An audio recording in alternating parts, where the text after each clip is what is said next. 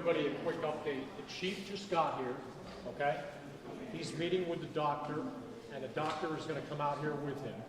So that 10 o'clock is going to be a little moving like they always are, right? So 10:05-ish may be more realistic, but we'll figure it out. And also, as an aside, after this deal is over, at 11 o'clock, thereabouts, the mayor is going to visit the officers. So that's just for your purposes. You know, you'd have to work it out with Mary Benton and Alan Bernstein about, you know, would you have to go back outside? Can you hang in here? I don't know how that's going to work. Okay? But the mayor is going to visit them around 11 o'clock. Okay? I'll let you guys know when I hear from the chief.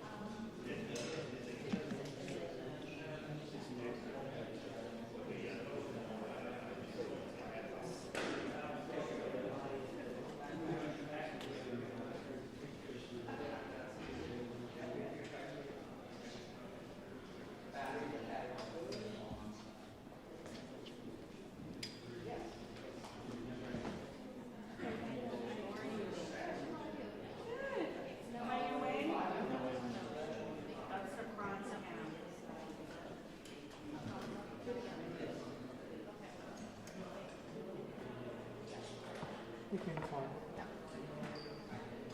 Hey, I was going to ask you if the news conference starts, because I've seen an email from Aaron about his angst and learning today where the following focus on doing the children. No, not yet. What they're looking for? Yeah. No, we're inside. Of serving warrants? Is that what the following want? Yeah, first floor, and the Colin Pavilion. Are you guys coming? Okay, all right. What to the emergency room and Well, I can ask the chief just in general about that. So, I'm sure this is a Colin, right? This is Colin Pavilion. This is a Colin Pavilion. Well, no, I was copying an email that Aaron sent to Andrea mentioning it, but that was the first I heard of it. So. Hey, Dean, let me know if you need a mic check. No, Which one is you? Okay, yeah, you're not on. How about that? Test 1, 2, test 1, 2. How about now? 1, 2, 3, 4, 1, 2, 3, 4.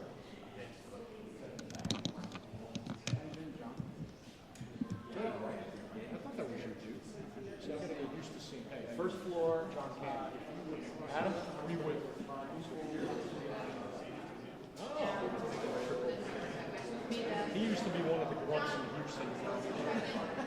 Try it again. Okay, 1, 2, 3, 4. 1, 2, 3, 4. 1, 2, 3, 4. 1, 2, 3, 4.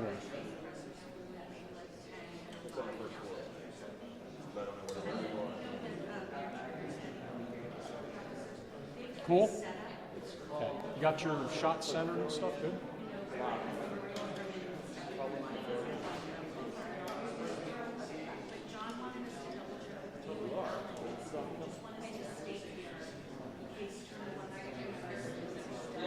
Okay.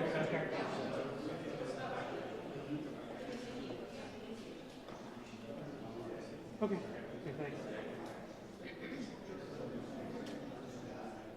Okay, that would be perfect. Because I was going to say, or just text me and I'll announce it loud.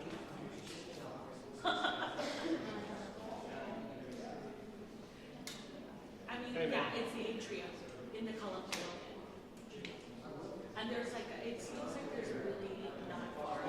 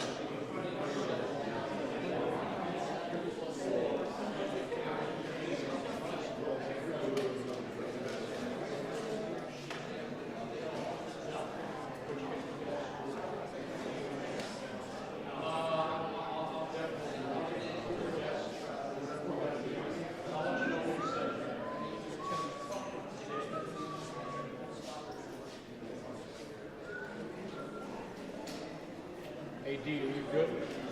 Okay. They're on their way down. Okay.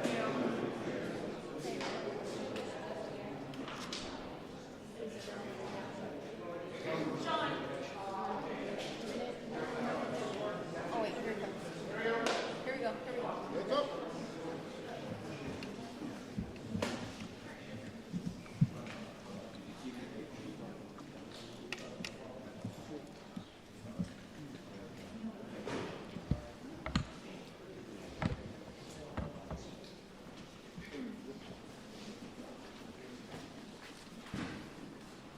All right, good morning, everybody. Thank you for your patience for being here.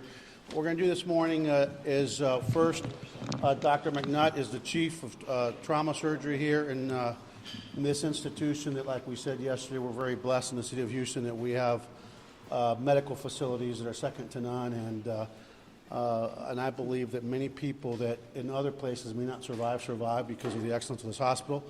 Dr. McNutt will give you a medical update. Understand that there are HIPAA rules that have to be followed and other rules, so she will not be answering questions once she makes her statement.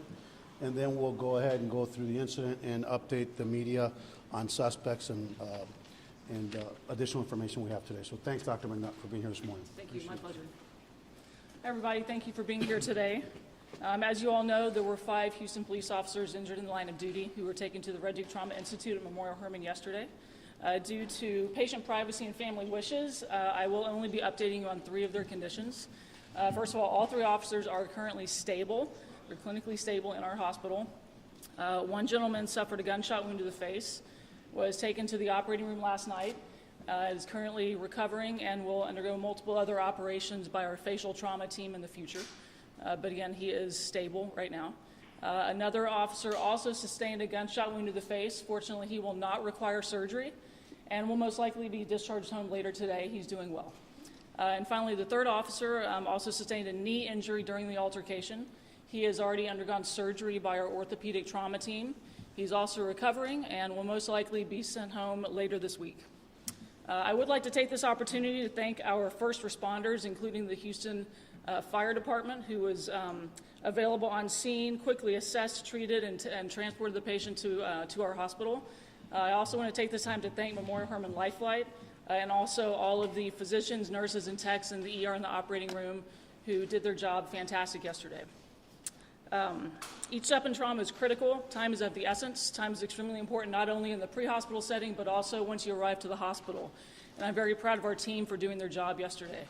Memorial Hermann Hospital is here for the men and women who serve our community. We are also honored to take care of our police officers and our community and are always ready to help you if you're injured. Thank you. Thank you. Again, Dr. McNutt, again, on behalf of all of our officers, not just for yesterday, but for what you do, not just for our officers, but this community, we just want to say thank you. You use the word heroes all the time, but the doctors and nurses at this institution, the firefighters, everyone that was involved, the Lifelight, just they're all heroes in our eyes, and we're just very blessed. So again, thank you, and thank you for being here this morning. And so again, I want to update everyone on some of the information that you may or may not have. But let me just say that the involved officers are all undercover narcotics officers.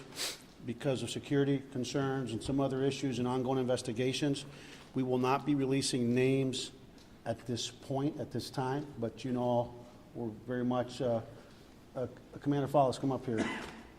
We're all believe in transparency, and when we can, we'll release more information. So I will be releasing today the names, not the names of the officers, but their age, years of service, just to give you a flavor for the type of individuals that we have. As you know, yesterday, about 4:30, shortly before 5 o'clock, narcotics officers from the Houston Police Department, from the Group 15, initiated a search warrant at the location at the 700 block of Harding Street. Upon making entry, they immediately came under fire. The first officer through the door, armed with a shotgun, was charged immediately by a very large pit bull that charged at that officer. He discharged rounds that we know that the dog was struck and killed.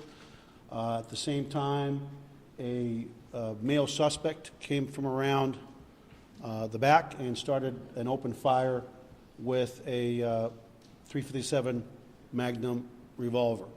That officer was struck in the shoulder. He went down, fell on the sofa in the living room, at which time a female suspect went towards that officer, reached over the officer, and started making a move for his shotgun. At that time, backup officers, other officers in the stack that made entry, discharged their firearm, striking that female suspect. An exchange of gunfire continued between that officer who was struck. The first, the officer that I described yesterday, that's 54 years of age, this is the third time in his career he's been shot. And this guy is 54, and here he is, not retired, but actually being the case agent. That officer, who's actually the officer that breached the door, and when you breach the door, you don't make entry, your other officers make entry, immediately knew that he had his partners were down, and he made entry. When he made entry, he himself got shot. After we had 2 officers down and another one shot, the remaining officers in the stack started laying down cover fire, left positions of cover themselves, and they all, I believe, heroically pulled their fellow officers out of harm's way. And then we all know what happened between Life Flight, EMS, and Houston Police, where we escorted everybody here either by ambulance or by helicopter. The injured officers, the officer that was shot in the face, again, that hopefully will be released sometime today or tomorrow or sometime this week, is a 50-year-old sergeant and a 25-year veteran of the Houston Police Department. Another officer that sustained the injury to his knee that actually required surgery and that has been completed and will probably get out this week is a 50-year sergeant and a 50-year-old sergeant and a 27-year veteran. The officer that I described, senior officer that I described, is 54 years old and a 32-year veteran, and the case agent is the one that after he saw his fellow officers come under fire, he heroically made that entry, and I'm just going to say it, he just passed a note to one of us, one of our officers that said, I had to get in there because I knew my guys were down. And that just speaks volumes as to this man and just his courage under fire. And another officer was a 33-year-old officer, 10-year veteran, and he sustained, again, a shoulder wound, and he was released yesterday, but he did sustain a shoulder wound from a gunfire. The last officer that was struck, you all know that we talked about him yesterday, but the family has asked that we not talk further about his medical condition, but I will say this, he's in a fight, he's stable, but we need to pray for all these officers, especially the last officer. We just need the community's prayers for him and his family and for all these officers, including the ones that weren't shot. As you can imagine, the guilt that gets in, the what-ifs, the second-guessing, why wasn't me, all those things. So all these officers need prayers. Now, the investigation is ongoing as to the officers that I mentioned that have been shot in terms of which ones, we haven't been able to debrief them, so we can't tell you which one of them at this point, specifically who returned fire. But I can tell you that the officers that affected the rescue and returned fire that were part of the initial stack, there was 9 officers in that stack. One is a 30-year veteran, a 30-year-old officer and a 9-year veteran. The second officer, and these guys were newer on the team, so they were back in the stack, is a 32-year-old officer and a 10-year veteran. Another officer is a 37-year-old officer and an 8-year veteran. And the last officer that discharged that we have determined so far is a 36-year-old officer and an 11-year veteran. We do not have cameras on us when we make these entries. There were no cameras, no body-worn cameras, so if everyone's is wondering about that, they need to know that we do not have cameras. The officer, that's the 54-year-old officer, 32-year veteran, this is his 3rd time being shot. He was shot in the line of duty in 1992 and again in 1997. We have identified our suspects, and our suspects next of kin have been notified, and I'm going to, if Bobby, can you hold the suspects, and one of you guys hold the suspects? The female suspect that you see there that actually was shot in the living room when she went to grab the fallen officer's shotgun is identified. She's a female white, identified as, and I will spell it out for you. First name, Regina, R-H-O-G-E-N-A. Regina, R-H-O-G-E-N-A. Last name of Nicholas, N-I-C-H-O-L-A-S. N-I-C-H-O-L-A-S. She was 58 years of age. The male suspect that actually engaged in the firefight with the officers is 59 years of age. He's also a white male, and he is identified as Dennis, D-E-N-N-I-S, Tuttle, T-U-T-T-L-E. Tuttle, T-U-T-T-L-E. The female is Regina, R-H-O-G-E-N-A. Last name of Nicholas, N-I-C-H-O-L-A-S, 58-year-old white female. We're not going to talk about their criminal histories. That's part of the investigation, and we've got a lot to go into their background to see what we can learn about. That's part of our ongoing investigation. A search warrant was conducted last night, and a search of the premises revealed the presence of marijuana in the location. We also recovered another drug, white powdery substance believed to either be cocaine or potentially fentanyl. We recovered 2 12-gauge shotguns, 1 20-gauge shotgun, 1 22 caliber rifle, and 1 Remington 700 rifle. Those are the items that were recovered in the target location. The investigation into that location will continue, and the investigation into the officer-involved shooting will continue with the assistance of the Harris County District Attorney's Office.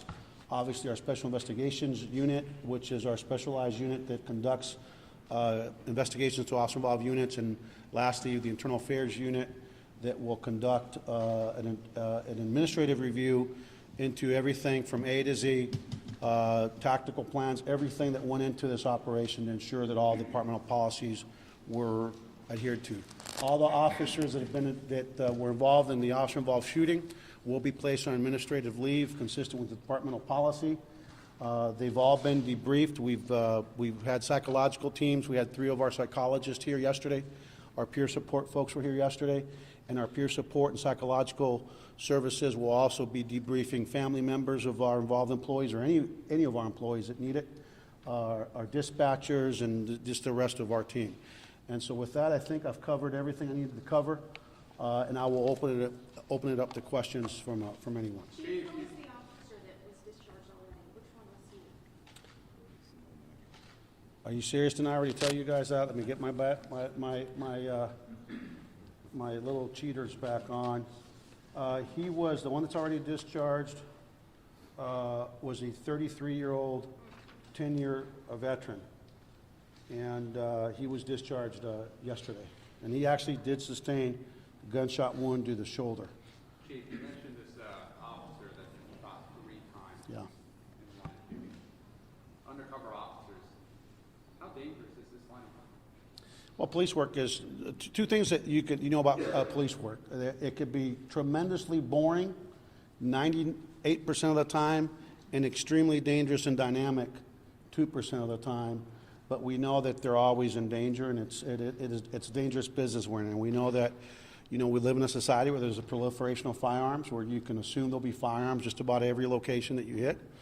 And unfortunately, some people just don't have a respect for the sanctity of life. And so, but what I'll tell you, I am going to rub that man for 2 reasons. One, I want some of his courage to rub off on me, and then the other thing I want to, he's done something good in life that God really watches over him. And I know you can't identify him, but what can you say about him? Did you know him personally? He's a big teddy bear. He's a big African American, strong ox, tough as nails, and the only thing bigger than his body in terms of his stature is his courage. I mean, I don't know. I think God had to give him that big body to be able to contain his courage, because the man's got some tremendous courage. He went in there, and like I said, he passed an note this morning. I had it going, and I'll get emotional thinking about it. I had to go in. I knew my guys were down. So, what else? Chief, were all of the officers that were wounded inside, were all the wounds sustained inside the home? Inside, either inside or at the doorway. So it was a very tight quarter. Unfortunately, when you're going through a door, that's really a fatal funnel. And once you go through the door and you have the first officer that went in with the shotgun go down, our officers don't have a choice. They've got to enter that fatal funnel, go through. The tactical advantage really is in the hands of the suspect, but that's what they get paid to do. You know your brother's down or your sister's down, you go in. That's what they did, and we're really proud of them. Is there a sense that the suspects knew full well that the officers were going to be going into that house? That's part of the investigation. I can't tell you if they had a lot of drug houses, and I can tell you this. Chief Dobbins and I were talking about it. The neighborhood thanked our officers because it was a drug house at the community. There are eyes and ears, and that's how we started. And they said thank you. They described it as a problem location. They thanked the officers, but a lot of drug houses have surveillance systems that are better than the businesses use. I mean, you're in an illicit business, and we know that they protect and they want to know when the cops are coming. So that's part of the investigation. Chief, I think the thing that's concerning that we're seeing a lot on social media because of all the transparency, yeah, people are thanking you all for taking the tip seriously and then moving in like you did yesterday. However, a couple of schools are in the area, nice day yesterday, there are parks nearby, less than a quarter mile away. And a lot of parents were asking, is this normal for you all to move in, knowing school buses and all of these things are happening? Can you speak a little to Well, I that? can tell you that I'm not aware of a single school bus, and I didn't see a single kid in that neighborhood. And I got there, we were actually meeting with life's full of ironies. We were actually meeting the new special agent in charge of the DEA at my office at 1200 Travis when we get the call near 5 o'clock that we have officers down from Larry Bainbridge, our SWAT commander. And I got there fast enough that my Tahoe ended up one house from the target house. So if you imagine when 5 officers are down, how many cops are going to roll? You've been in the business long enough. So for me to be able to get to that spot, we got there pretty quickly. I didn't see any children, and I didn't see any school bus. And so, do we always think about doing things better? Absolutely.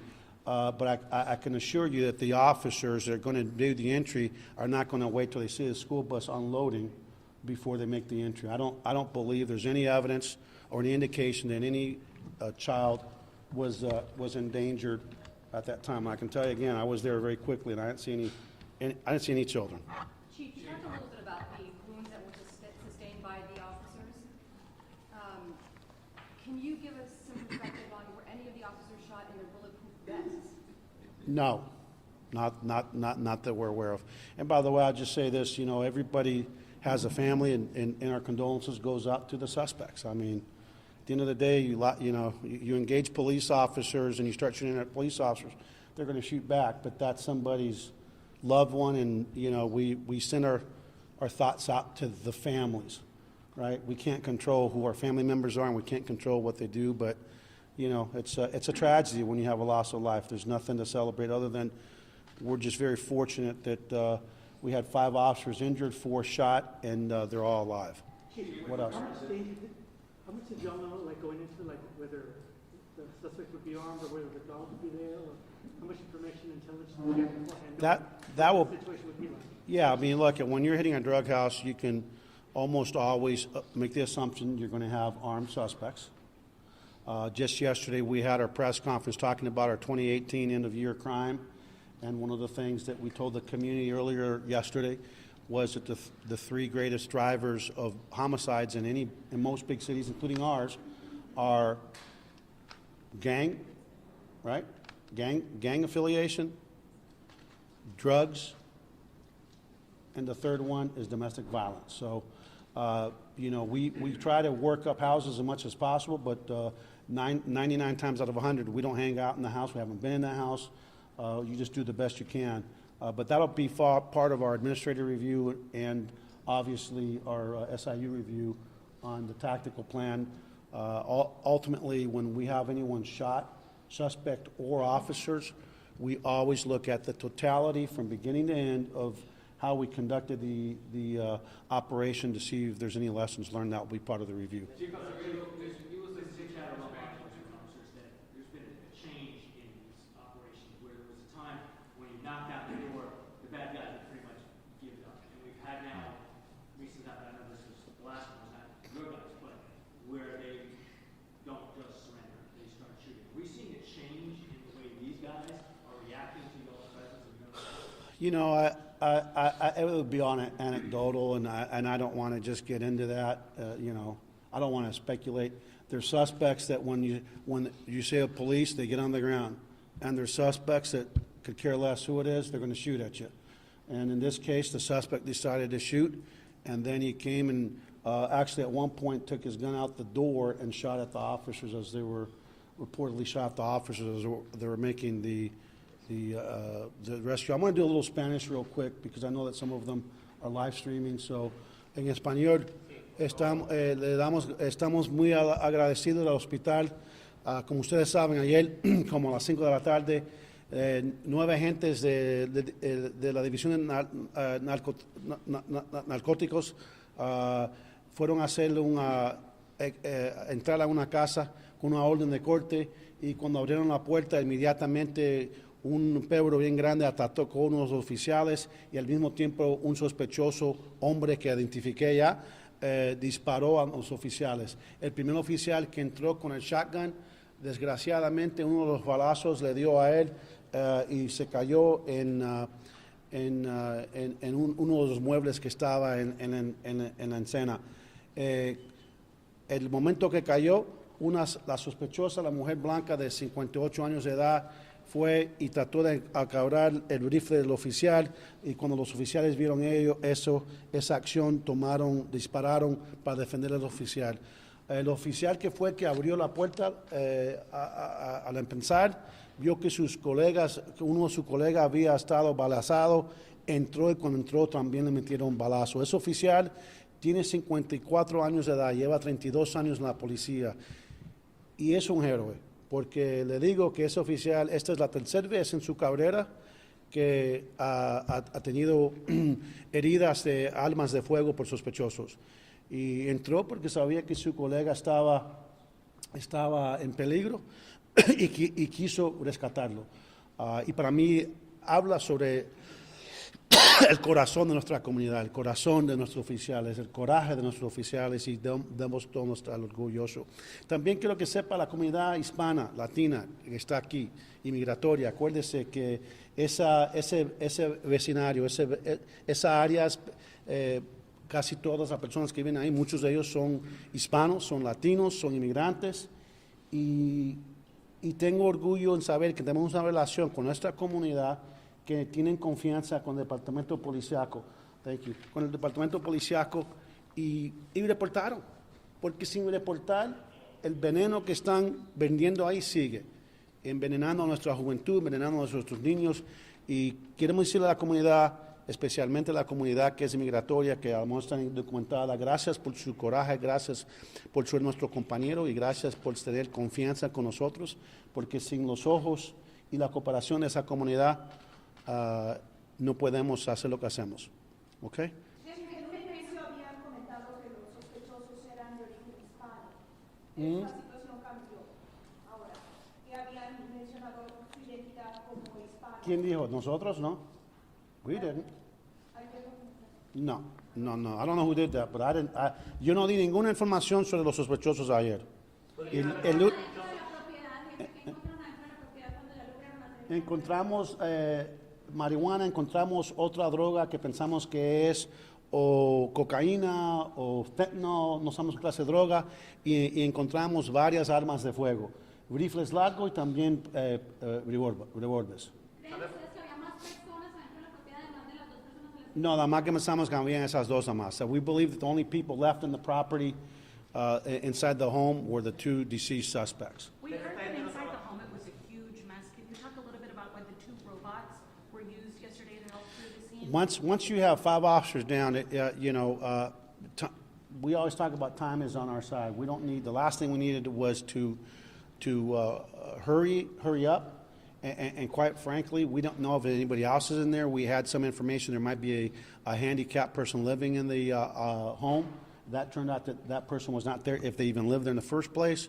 But the robots were used, 2 different robots were inserted into the location to help clear the location, to help try to find other suspects, and most importantly, to provide our tactical team, our SWAT team, a view of what's going on, so then they can put together an operational plan to go in, know where the threats are, where people might be hiding, and eventually we're able to clear the house, and HFD declared the 2 suspects, the 58-year-old and the 59-year-old, deceased inside the house. Los oficiales, gracias a Dios, tenemos un oficial que tuvo un tiro aquí en el hombro, que ayer lo soltaron. Otro oficial que tuvo en su rodilla, que no fue un balazo, pero tuvieron que operarlo. Está aquí todavía, pero está en una condición. Hoy lo operaron esta mañana. Pensamos que va a salir esta semana. Y tenemos otro oficial, el oficial de 54 años, que es un león, ¿no? Es un tigre, es una persona que es un héroe. Él va a estar aquí por un tiempecito, pero con el favor de Dios va a estar bien. Tenemos el otro oficial, el sargento, que le metieron herida en la cara, y él va a estar bien, gracias a Dios. Y tenemos otro oficial que tengo que respetar la familia, pero quiero que sepa la comunidad, aunque está estable, está en condición crítica, y por favor les suplicamos que las oraciones para nuestros oficiales, no solamente los que fueron heridos, pero también las familias, los familiares, los líderes, porque esto es algo que causa emoción para todo el mundo, nuestra familia entera de la policía de Houston. Al fin del día, estos sospechosos tienen familiares que lo aman, y también nuestros pensamientos están con los familiares, los sospechosos. Anything else? Chief, just to clarify, last night you mentioned black tar heroin, today marijuana and other. Yeah, we actually bought black tar heroin at that location. So there was heroin bought there at one point. Is this one? No, we didn't find any yesterday. We didn't find any yesterday. I just want to know, John. Okay, was let in the me hospital. just go over here real quick. Just to be clear, of the 5 officers, we've got conditions on 4. Is it fair to say that you feel confident about the conditions of the 4 that you released information on, but you're still very much concerned about the long-term well-being of that 5th officer? You feel like the 4... We're very concerned about one, and while he's stable, we just ask for prayers. He's in a really tough fight, and we're hopefully he'll be surviving. But we want a good quality of life for our officers, and our prayer would be that that we lift him up in prayer and his family up in prayer, that we can have a recovery so he can have the fulfilling life that God put him on this earth to live. Two are still critical. But stable. They're in stable conditions. Yeah. Last night we heard from the union representative rather passionately. Yeah. I think it's gotten a lot of attention everywhere around the nation, talking about that you guys are sick and tired of being the target. Do you share that? Because, you know, people on general public saying, obviously this is incredibly tragic, Yeah. but they weren't necessarily targeted or ambushed. So maybe the conversation is going this way when it. Yeah, look, you know, I understand that passion. I understand his passion, his compassion. You know, these people, our men and women, we really are a family. That's a slogan in a lot of places, but we really are a family. Let me just say this. We are being shot on a regular basis. If you look at the officer fatalities this year, from gunfire, they're up. I would say that I would express my personal frustration at lawmakers that know that we have a public health epidemic in this country that we call gun violence. We know that that for whatever reason they offer a lot of prayers, but you know what? We don't need prayers from. We didn't elect people to pray for us. We elect people to lead us. We elect people to make public policy decisions, not based on whatever their primary. The politics of primary politics, right? Because only the bases, basically. And sooner or later, we will reach a point in our country where we're going to say, we're not doing enough about gun violence. And so to the elected officials, I appreciate your prayers, but quite frankly, we've got a community that prays for us. Everybody can pray, but the only ones that can listen to trauma docs, and I'm not going to talk for Doc, but there's a reason that the Major City Chiefs Association has put forth a policy paper that talks about some of the steps that Congress can take. They have a national approach to addressing the scourge of gun violence. It doesn't just impact law enforcement. It crushes communities, tears apart families, cuts life short every single day.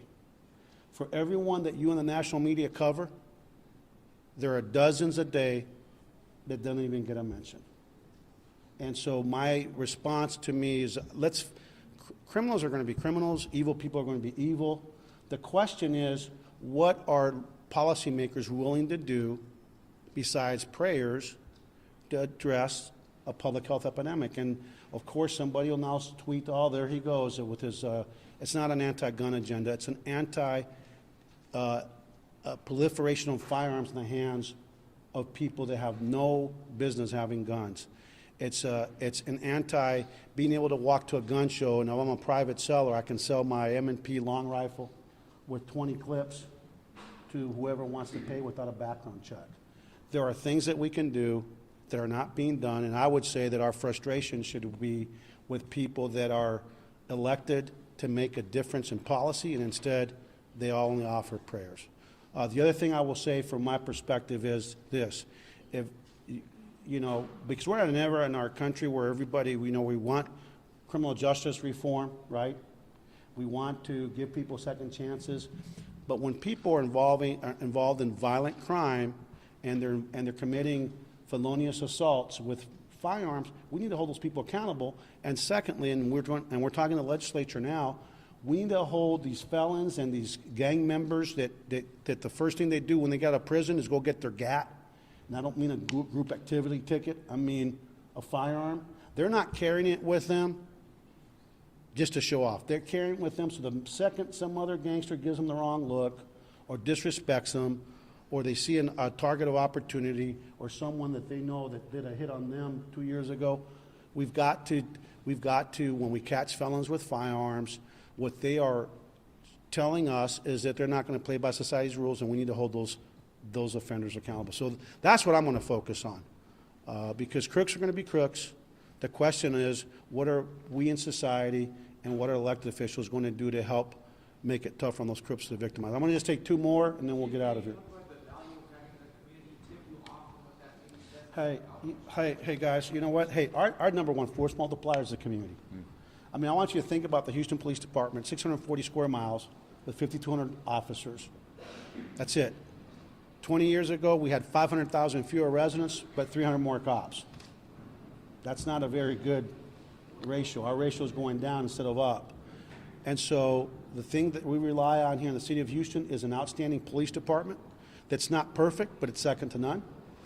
And most importantly, we work very diligently to build relationships with the community we serve. Without them, without their trust, I mean, this is in the east side that we knew after that SB4, the Sanctuary City debate about a year and a half ago. We saw reporting of certain crimes go down, and our reporters that are here locally know that we put a very extensive and ongoing effort going into those communities, letting them know that we're the Houston Police Department, these immigrant communities where we have 600,000 undocumented immigrants, letting them know, hey, we don't care about your immigration status. We care if you're just here working, we're not ICE. Because we rely on them. They're witnesses, right? They're complainants, and we rely on them. And I think thanks to those efforts, those outreach efforts in Spanish and in other languages, our community trusts us. And I'm going to just say this, so those that don't think we should be doing that, the person that's selling fentanyl to the immigrant community today is selling it to the blue-blooded, blue-eyed, blonde-haired community members tomorrow. And guess what? The life that may be saved is one of your loved ones when people come forward and trust us to take action. They are our greatest force multiplier, and we love our city. And if you talk to any cop in this city, they love the city they work for. I mean, they love this. I've never seen it. This is my third police department. I've never seen a love affair between a city and a police department like we have here in Houston. It's a special place. And I think it starts with the tone that the Mayor Turner sets as a welcoming city, and it ends with the tone that the officers in the street set with their community. So one more and then we'll go. ¿Podrían haber más sospechosos en este caso? Y esto, Look. ¿qué tan preocupante es la violencia de las armas que mencionó? Mira, sabemos que aquí tenemos una epidemia de salud sobre toda la violencia con las armas de fuego en este país, y como le dije a esta reportera aquí que yo me enojo no con los sospechosos, porque el criminal es el criminal. Yo me enojo con los políticos que no queremos sus oraciones, queremos acción. Queremos que tomen acción para tratar de pasar leyes para asegurar que las armas de fuego están en las manos de miembros de nuestra comunidad que son responsables y que no son criminales. Y que también tienen la salud mental, que es buena salud mental y no están medio locos. Así que la investigación continúa, pero sabemos que sin la cooperación de la comunidad, esa casa vendiendo drogas estuviera aquí ahora mismo también vendiéndole veneno a nuestros niños, okay? So, is that it, guys? Thank you very much. You said the narcotics officers weren't wearing body cams. Yesterday you said that there were uniformed officers. Did they get any of that? Yeah, thanks. Chief Finner? Hold on. No, we're done. Thank you. Done.